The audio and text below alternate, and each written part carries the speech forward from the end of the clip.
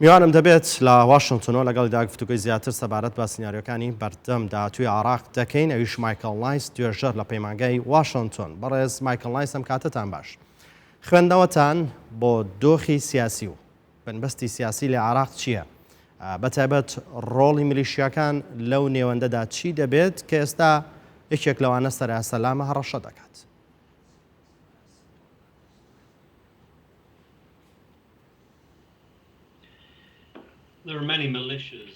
میلیشیاکان زۆرن لە عێراق، هەندێکیان پشتیان بەێران بەستووە، هەندێکیان ئەسایب ئەهل الحاق کە تایب حیزب الله و هەندێکیان لە عێراقین وەکو سەرایە سەلام و پەیوەستن بە سیاسەکانی عێراقەوە و هەندێک لەوانە بەگوێ ئێران دەکەن، هەندێکیان بەگوێ عێراقیەکان دەکەن. بۆیە بینیمان مقتەدا سەدر ئەویش کە کەسێکی با بڵێن دیاری عێراقیە وتی بە لایەنگرانی کە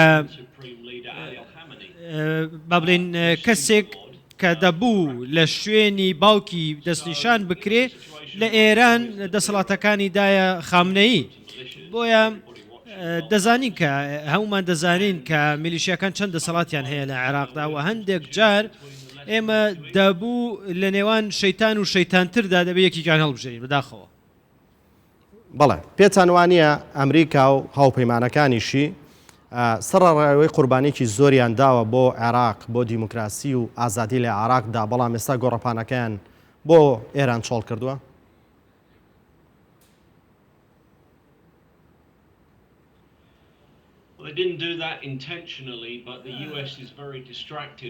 ئەمریکا ئێستا بەهۆی چین و ئۆکراینیا و تایوان و ئابووری و ناوخۆی ئەمریکا و هەڵبژار ناوخۆیەکانەوە تا ڕادەیەک چاوی لەسەر عێراق نەماوە.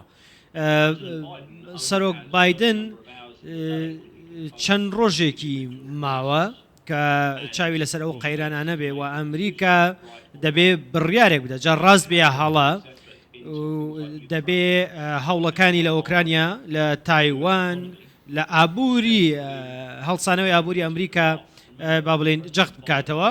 ئەوە سەرۆک بایدن ماوەیەکی زۆر لە ئیدارەکانی ئەمریکادا بەرپرسی مەلەفی عێراق بووە. بۆیە ئێستا بەداخەوە ئەمریکا چاوی لەسەر عێراق نەماوە و هەموو چاوی لەسەر ناوچەکانی و قەیرانەکانی دیکە. بەڵێ خوێندنەوەتان چییە بۆ دۆخی هەروەها کێشەکانی نێوان هەولێر و بەغدا و بڕیارەکانی دادگای فیدراڵی کە ئێوە با کودەتا ناوتان بردوون؟ ئایا ئەو بڕیارانە سیاسین؟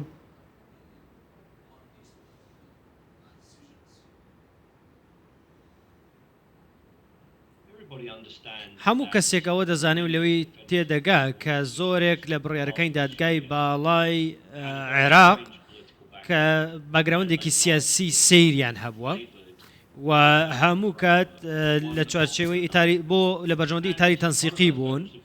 یەکێک لەو بڕیارانە کە داویەتی بۆ سزەدانی هەرێمی کوردستان بوو، هۆکارەکەشی ئەو بوو کە لە ناو با بڵێن هاوپەیمانەکەی مقتەدادا بوون.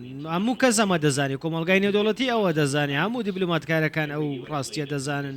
سەرکردەکانی ئەمریکا ئەوانەی کە بەرپرسی مەلەفی عێراقن باش دەزانن کە ئەم بڕیارانە سیاسین و دادگای باڵا دەڵێت توانای ئەوەی نییە کە با بڵێن دەسەڵات بگۆڕێ و وەک دادگای باڵای ئەمریکا. بۆیە ئەوەی کە ئێستا هەیە و ئەنجومەنی باڵای دادوەری و دادگای باڵا هەمویان بڕیارەکانیان سیاسین و سەرەتای ئەم ساڵ لە سەرەتای هەوڵەکان دەستپێکردنی هەوڵەکان بۆ پێکەنانی حکوومەت دیار بوو کە لە ژێر فشاردا بوون و هێشتا کاتیان ماوە بەڕاستی ئەگەر متمانەی خۆیان بگەڕێنەوە بۆ گەلی عێراق. بەڵێ ئەگەر دۆخی سیاسی عێراق بەم شێوەیە هەر چەقبەستوو بێت، لایەنە سیاسیەکان گفتوگۆ نەکەن، سیناریۆکانی بەردەمی عێراق چین، پێتان وایە دەگەنە ڕێکەوتن و حکومەت پێک دێن و هەڵبژانی پێشوەختە دەکەن یان جارێکی دیکە پێکدادان؟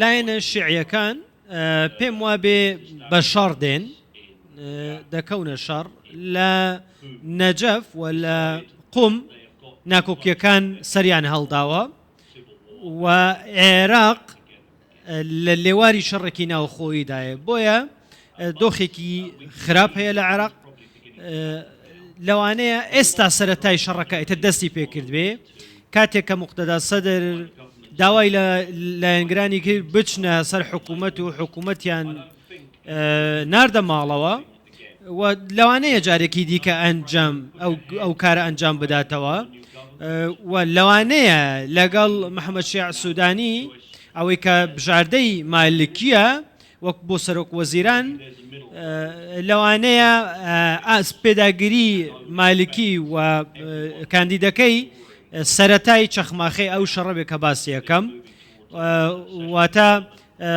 لە جیاتی ئەوەی کە موقتەدا سەدر هەوڵ بدە جارێکی دیکە دۆخەکە تێک بداتەوە بچێتەوە سەر پەرلەمان لەوانەیە شەڕ هەڵگیرسێت. بەڵێ لە دوای کشانەوەی ئەمریکا لە ئەفغانستان قسە و باس زۆر هەبوو لەسەرەوەی کە ڕەنگە ڕۆژێک بێت ئەمریکا بە تەواوی لە عێراقیش بکشێتەوە. پێتان وایە ئەمریکا عێراق بەجێ بهێڵێت؟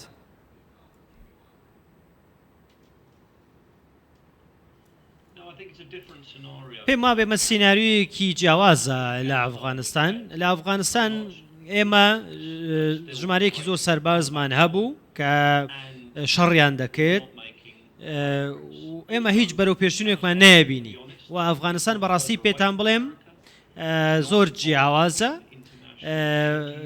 بەڕاستی لە بازاری وزەی جیهاندا هیچ ڕۆڵێکی نییە و من ئەم قسەیەت بە سەراحەت پێ بڵێم بەڵام عێراق وان نییە